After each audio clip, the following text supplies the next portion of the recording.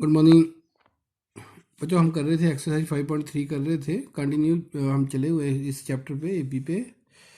तो अब बड़ा एक चीज़ ध्यान से करो कि कभी कभी क्वेश्चन एग्जाम में क्वेश्चन आता है कि find the term when some is given. आपको सम गिवन होता है, एस एन आपको गिवन होगा, उससे आपको टर्म फाइंड आउट करनी है। तो उसका फार्मूला जो है टर्म का ए एन निकालने का फार्मूला होता है हमारे पास एस एन माइनस वन। ये फार्मूला है। अगर आप नोट करना चाहो तो नोट कर सकते हैं, लेकिन इससे कभी कभी क्या होता है, ये जब ये फार्मूला यूज़ करते हैं तो हमारी कैलकुलेशन बहुत लंबी चली जाती है, तो हम उससे भी हमें अपना टाइम बचाना है। तो सपोज करो जैसे मुझे 20th टर्म निकालनी है, एस एन आपको मालूम है, बोलता है कि एस एन आपको ये दिए कि 4n²। अगर आपको मैं बोलता हूँ 20वीं टर्म निकालो, तो A20 का फार्मूला क्या हो जाएगा? आपको पता है कि ए एन का फार्मूला आपके पास क्या होगा? ए एन का फार्मूला होगा एस एन माइनस वन। इनके A20 एन को 20 पुट करेंगे, S20 minus S20 minus one क्या आ गया? 19। इनकी यहाँ पर मैं एन को रिप्लेस करूंगा 20 के साथ और 19 के साथ, जो वैल्यू आएगी दोनों को माइनस कर दूंगा तो मुझे आंसर मिल जाएगा। लेकिन मैं एक बार फिर कर रहा हूँ बेटा रिपीट की, इससे कभी कभी कैलकुलेशन सिंपल होती है, कभी कभी हमारी कैलकुलेशन लंबी चली जाती है, काफ़ी टाइम लग जाता है हमें, तो हम उस चीज़ को भी अवॉइड करते हैं। बेटा एक चीज़ नोट करो, S1 का मतलब होता है वन टर्म का सम ऑफ वन टर्म। S1 का क्या मतलब है? सम ऑफ वन टर्म। तो जैसे मैं एपी लिखते हैं हम ए प्लस डी ये लिखते हैं, इसका मतलब जो S1 होगा तो S1 को क्या लिखूंगा मैं? ए ही लिखूंगा। इसका मतलब जब S1 लिखा है तो वो कौन सी टर्म है? फर्स्ट टर्म ही है। S2 का मतलब क्या होता है? सम ऑफ फर्स्ट टू टर्म। इनके S2 का मतलब है A1 प्लस A2। अब A1 तो आपको पता है, A1 तो आपका A ही होता है, ठीक है? तो ये ध्यान रखना। S3 का मतलब क्या होगा? S3 का मतलब होगा A1 plus A2 plus A3। ये कॉन्जिक्यूटिव टर्मों का, स्टार्टिंग से फर्स्ट टर्मों का सम होता है। तो इसी से रिलेटेड बेटा हम क्वेश्चन करेंगे 11। क्वेश्चन नंबर 11 को ध्यान से देखो। उसने बोला है कि if the sum of first n term, आपको गिवन है एस एन क्या गिवन है आपके पास? 4n minus n²। What is the first term? तो आपको मैंने अभी बताया फर्स्ट टर्म का मतलब क्या होता है। फर्स्ट टर्म S1 यहाँ पर पुट कर दो, एस एन को क्या पुट कर दो? 1 कर दो। इसका मतलब S1 इक्वल टू क्या आ जाएगा? 4 1 माइनस वन का स्क्वायर, इनके 4 minus one S1 equal to क्या आ गया? 3। इसका मतलब देयरफॉर ए आपका कितना आ गया? 3 आ गया। यही फर्स्ट टर्म है आपकी। S1 का मतलब क्या होता है? First term. What is the sum of first two terms? अब पहली दो टर्मों का सम निकालना आपको। इसको 1 मान लेते हैं, यहाँ पर करते हैं पुट, एन को क्या पुट कर देते हैं? 2 कर देते हैं। जब एन को पुट टू करेंगे तो S2 आएगा। 4 इंटू टू माइनस टू का स्केयर, एन की जगह 2 पुट कर दिया, 4 2 ज़ा 8 माइनस 4, तो S2 आपका कितना आ गया? 4 आ गया। ये पूछा तो उसने, what is the sum of first two terms, क्या आ गया? 4 आ गया। अगर बोला what is the second term, what is the second term? अब बेटा इसका मतलब S2 को मैं क्या लिख सकता हूँ? अभी मैंने बताया आपको A1 प्लस A2 किसके बराबर आएगा? 4 के। तो A1 की वैल्यू आपने अभी ऊपर निकाली थी, कितनी निकाली थी? 3 प्लस A2 किसके बराबर आ गया? 4 के। A2 आपका किसके के बराबर हो गया? 4 माइनस 3। इनके A2 की वैल्यू कितनी आ गई? 1 आ गई। सेकंड टर्म भी मेरी निकल गई। अब बोला find the third term, find the third term. तो बेटा थर्ड टर्म का फार्मूला क्या होता है? आप ध्यान से देखो, थर्ड A3 को क्या लिख सकते हैं हम? A plus 2D। डी कैसे निकलेगा? अब ये देखो, मुझे A1 मुझे पता है, ठीक है, ए को मैं A1 भी बोल देता हूँ, A1 मुझे पता है, A2 पता है, तो D क्या आएगा? D आपका आएगा A2 माइनस A1। यानी कि A2 की वैल्यू 1 थी और उसकी A1 की कितनी? 3। कितना आ गया आपके पास? माइनस का 2। तो D आपके पास क्या आया? डी इक्वल टू क्या आ गया? -2। देयर फोर ए थ्री को क्या लिखेंगे बेटा हम? A plus 2D। ए की वैल्यू कितनी थी? 3 प्लस 2D की वैल्यू क्या आई थी? -1। 3 माइनस 2 इक्वल टू क्या आ गया? 1 आ गया। सॉरी, D की वैल्यू -2 थी, D की वैल्यू -2 थी। 2 2 ज़ा 4, तो ये आपका क्या आ गया? -1। A3 की वैल्यू क्या आ गई आपके पास? -1 आ गई। उसके बाद बेटा उसने पूछा 10th टर्म, तो 10th टर्म आप क्या लिखेंगे? नाउ A10 तीन चार क्वेश्चन है इसमें। ए 10 को क्या लिखेंगे, ए प्लस 9d। ए आपका क्या था, 3 था, प्लस 9, डी की वैल्यू क्या थी, -2, 3 माइनस 18 इक्वल टू क्या आ गया, -15, ए 10, ये आपका आ गया ए 10 वैल्यू। उसके बाद बोला है एंड एनस टर्म, तो ए एन का फार्मूला आपको पता ही है क्या होता है, A plus N minus 1 into D. A की वैल्यू कितनी थी, 3 थी, प्लस एन का एन रहने दो, -1, डी की वैल्यू क्या थी, माइनस का 2, विद इन ब्रैकेट लिखना है बेटा, ये ध्यान रखना है आपको। 3 अब मल्टीप्लाई कर दो, -2n प्लस का क्या आ जाएगा 2, इनके 3 और 2 5, 5 माइनस 2n, ये मेरी आ गई nth टर्म। तो बेटा मेरी बात ध्यान से सुनो, जब आपको सम दिया हो और सम से टर्म निकालनी हो तो सबसे पहले S1 निकाल लो। जब आप S1 निकालोगे तो आपको कौन सी टर्म मिल जाएगी, फर्स्ट टर्म मिल जाएगी। फिर उसके बाद क्या निकाल लो आप, S2 से आपको क्या मिल जाएगा, A1 plus A2।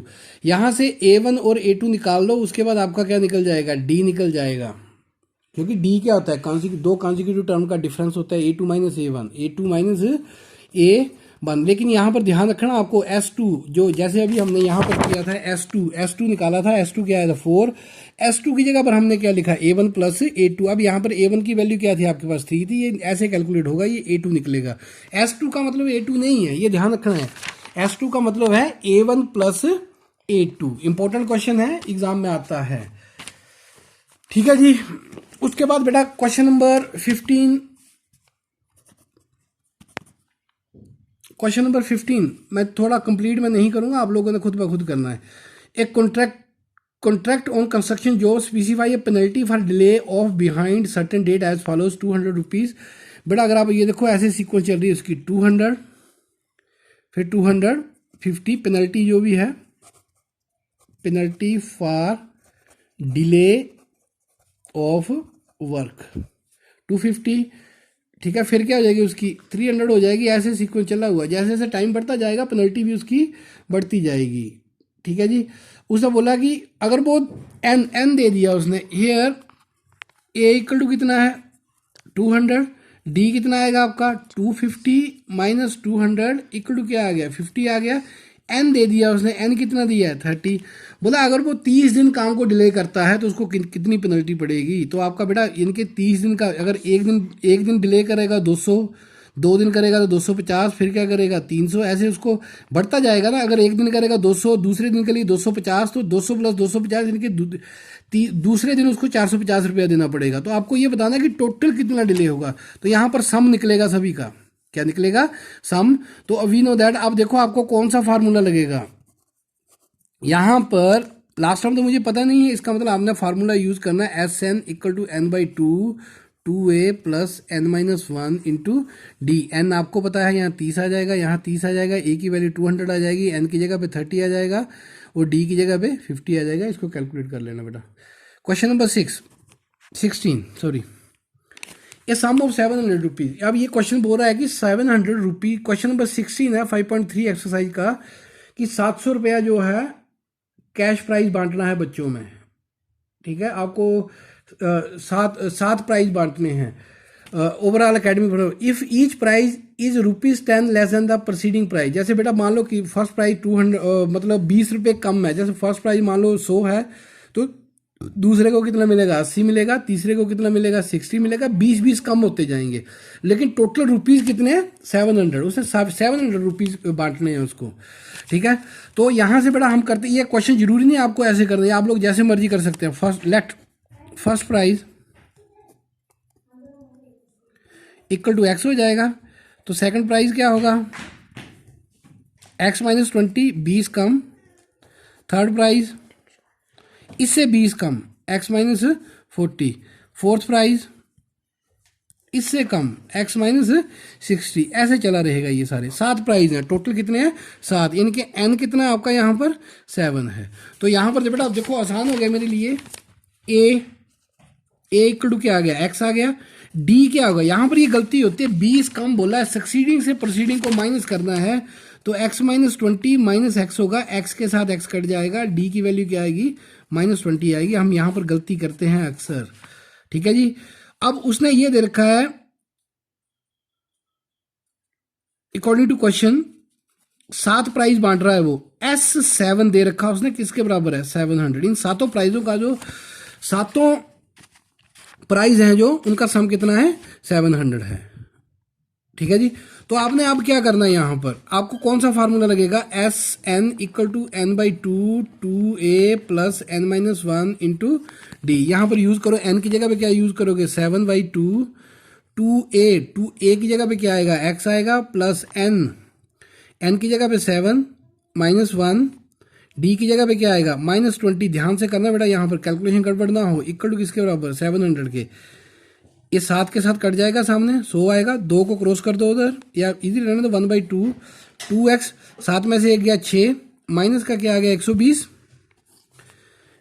Equal to 100। 2 common ले लो यहाँ से, 2/2 आ गया, अंदर क्या बचा x माइनस 60 इक्वल टू क्या आ गया 100।